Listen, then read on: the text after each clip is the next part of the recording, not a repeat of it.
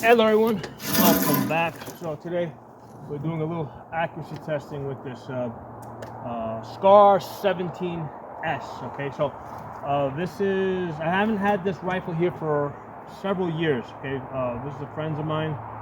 The last time I shot this, I was getting like stupid, like 6 MOA, really wide groups, same rifle, same scope on it, same ACOG, but I think that the issue, the last time I was shooting this, which is a few years back, number one, the ammo might have been shitty, okay?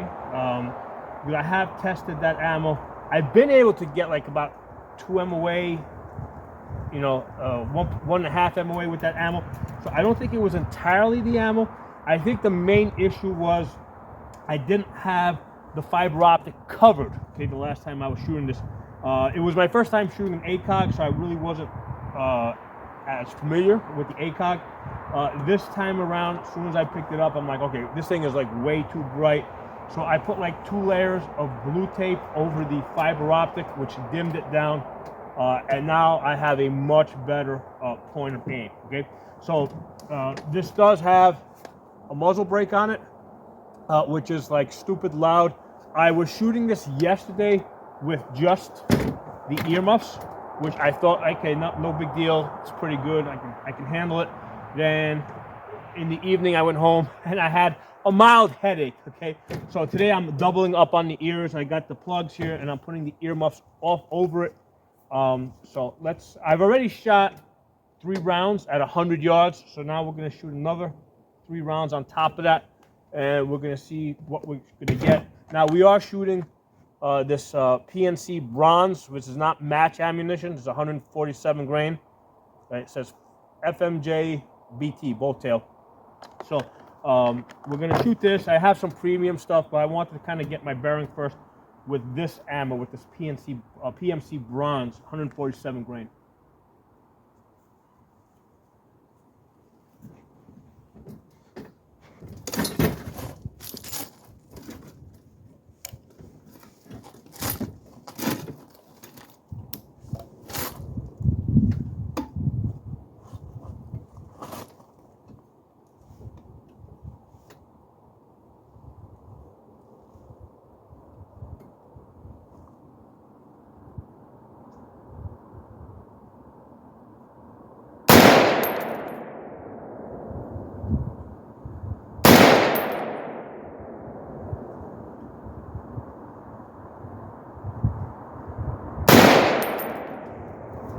All right, so shooting the ACOG, it's got really fine lines, right, once you dim it down. So it's, I think not, well, it is also, I think, only a 3x magnification. So definitely, like the other optics I have, like LPVOs, they're definitely a little bit easier. However, this is a combat optic. Let's go take a look and see what we got down there. I'll bring the cards back here.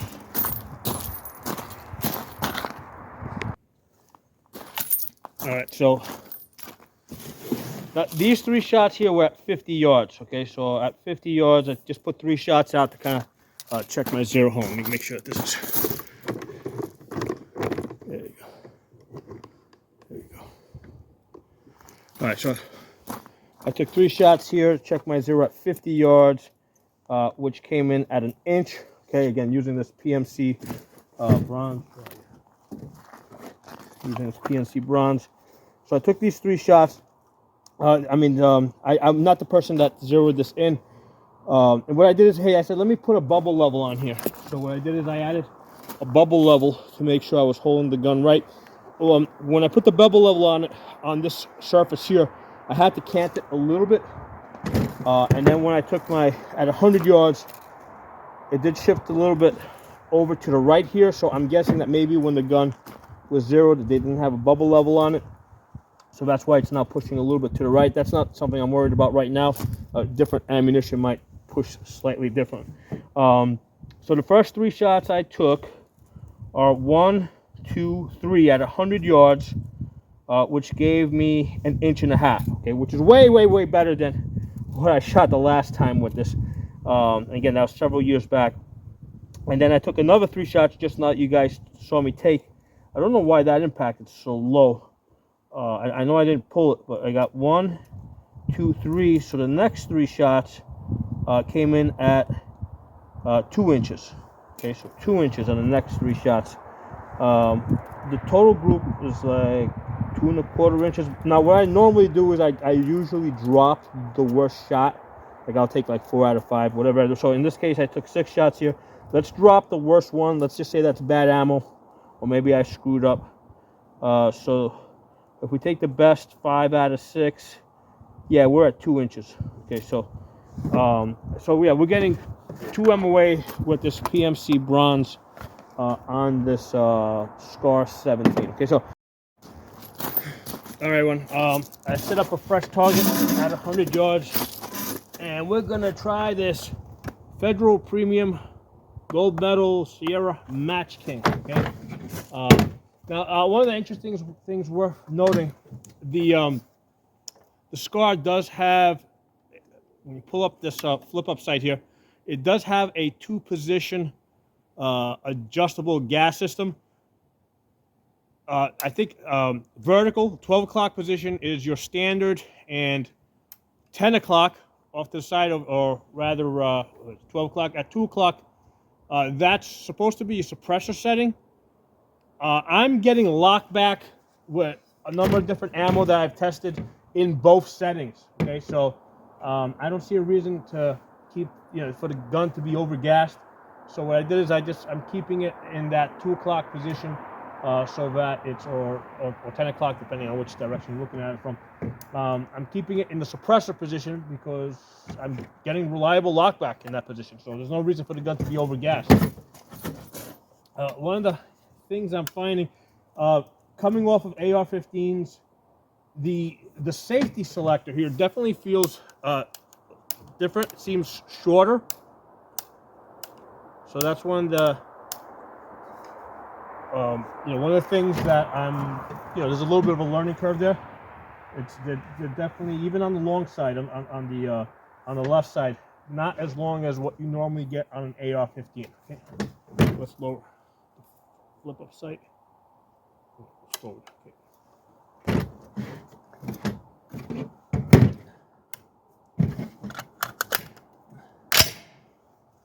So we're going to take 5 shots, 100 yards with these Federal Premium Sierra Match King. Let's see how we do.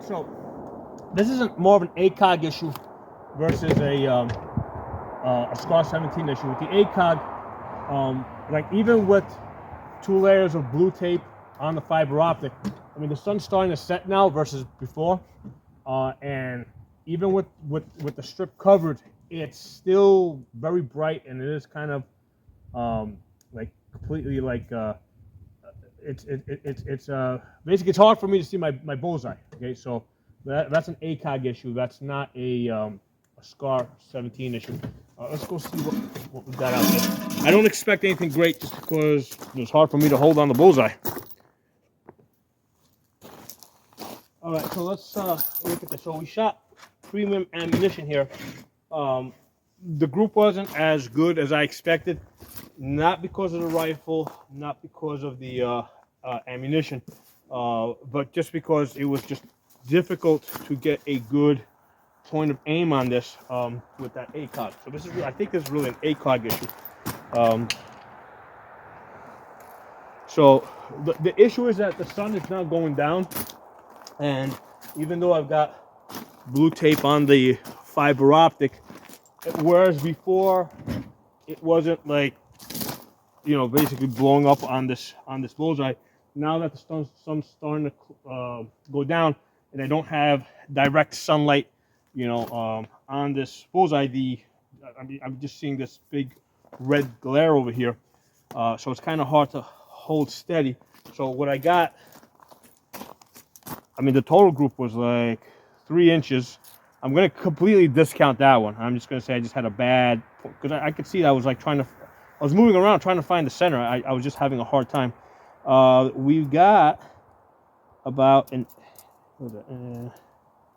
inch and a quarter, which is not terrible. I mean, you know, we got an inch and a quarter, 4 out of 5. I'm going to completely throw that one out and say that was just, you know, a bad point of aim. So yeah, I mean, I'm very happy that, because the last time I was shooting this, I was getting like 6 MOA and shit like that, and I had not covered up the Acog at all. Actually, I can see, maybe if I cover it up a little bit more in the front over here, I can dim it down even more. I wish there was just a way to shut the fiber optic off altogether. But that's the issue that I'm having, that it's just a little too bright and I'm not able to dim it down. And for the purpose of getting like, you know, like the most accurate shots that you can get, you know, it's gonna be a problem. Now you might say, hey, it's a battle rifle. It's not, you know, or with this configuration, with the ACOG on it, it's not a precision rifle. It's a battle rifle. You know, you want to be able to do both. Okay. Now we are kind of limited because scars are basically optic breakers. Okay. There's just so much recoil on these things that they tend to break optics. So the optics really have to be like military grade, you know, in order to go on a scar. Otherwise, there's a good chance that it will break it. Why is that happening? Well, for one, I mean, like I said, I'll give you guys a better look. When you flip up the, there's your flip up sight, there's your gas valve. The way I received this, it was in the 12 o'clock position. I switched it over to the 2 o'clock because that's supposed to be your suppressor mode. So, and I'm getting lockbacks and everything fine in suppressor mode. So, I mean, even the suppressor mode lets a lot of gas into the system. But the other thing I've noticed with this is, and I also noticed it last time, the recoil spring is really, really light. I mean, this is like, the amount of pressure that the recoil spring has is like what I expect from like a 22. Like even my AR9s have more resistance when you pull back the charging handle. Now I believe that this was done on purpose for whatever reason. I'm not sure, but if you know, I mean, I think that would be a reason why the recoil is so harsh and it breaks optics. Does have a muzzle brake. Okay, I did have to double up on my ears. I did do it yesterday, and I thought, hey, no problem. You know, it's not bothering me that much until I went home and I had a freaking mild headache.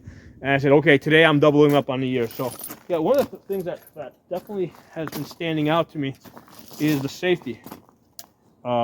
It's definitely not like an AR-15. There was a couple times where I went to reach it and it was just like out of my reach a little bit.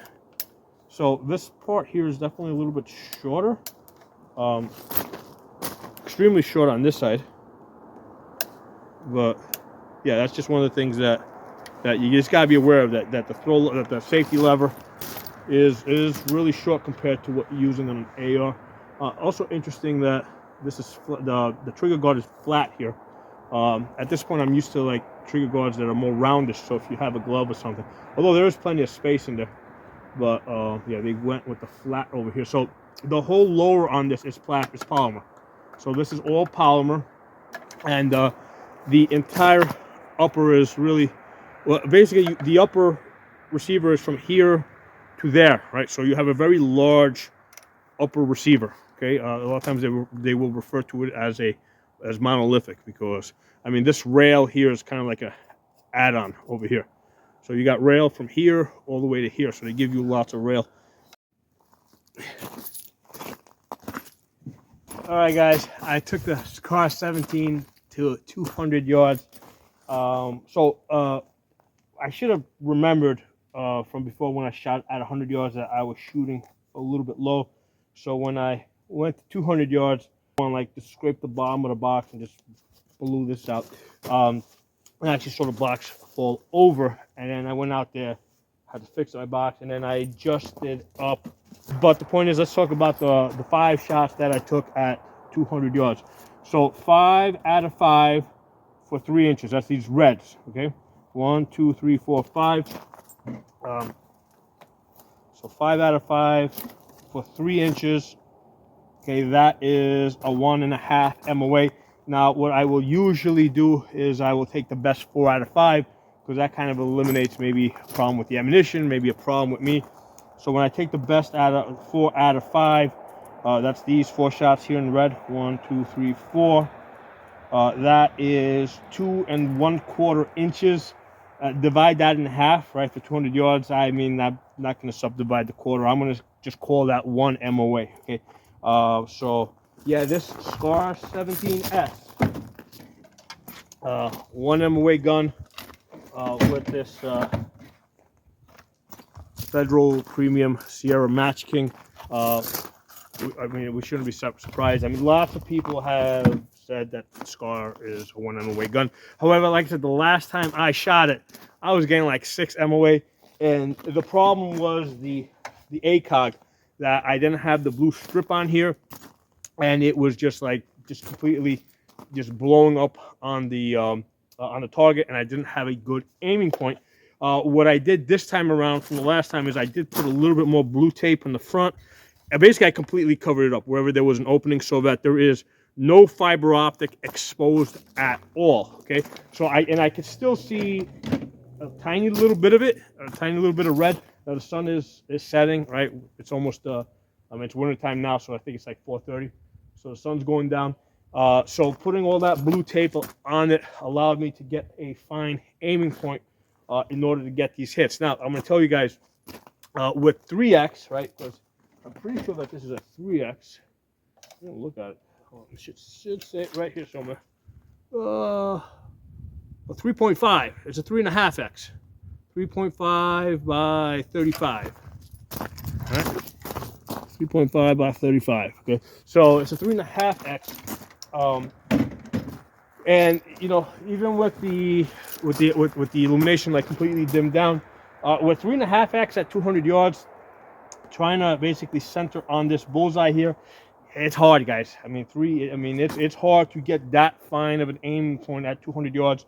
I didn't expect to shoot this good, did, but you know, but it's hard. And like at 200 yards, I mean, that's basically a head. Okay, so if you got like a head poking up out of a rock, right, size of this paper over here, that's a headshot. That's you should be able to make that shot at 200 yards. But it did take work with the Acog, with the 3.5X. It took some work, but definitely doable. Definitely doable. Now trying to take that same headshot at 300 yards or 400 yards, yeah, man, that 3.5X. I mean, I think that I think with the Acog at 300 yards, you basically need you're taking chest shots. I think it might be a little bit harder to take the headshot. Not that I'm saying it's not doable, but it's going to be hard to see that head at 300 yards and have a good aiming point. I mean, I haven't done it. I mean, I'm just saying that based on my experience shooting the Acog at 200 yards, it was a struggle. I got it done, right? I did get 4 out of 5 for 1 MOA. I got it done, but it's tough. Now, like I said earlier, on the Scar 17, because it is known for destroying optics, we are kind of limited as to what we can put on here, right? We're not just going to be able to just throw any primary arm scope on there. I mean, even though they do have a lifetime warranty, I mean, there's a good chance they may not survive, okay?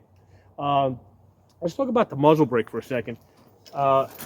Did it make a difference? Okay, so here's the thing.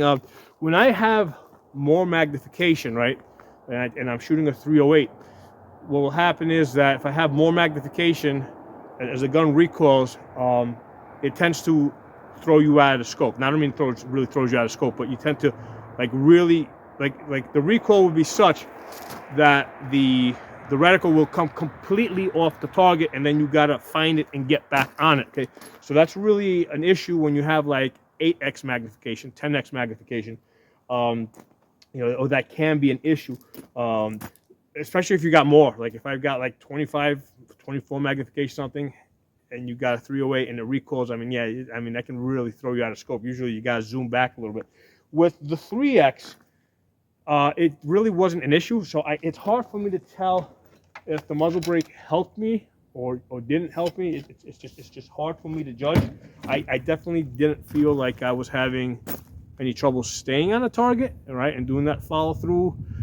By the same token, I don't think I was really trying that hard to stay on the target. I mean, quite honestly, I just took the 3 shots, and you know, I mean, I really, you know, I mean, let's put it this way: there's other times I've worked a lot harder to get like you know tight groups. I didn't have to work that hard to get this grouping over here. So again, this is like only my second day now working with this Scar 17. So I'm going to shoot it plenty more times at 200 yards and even further.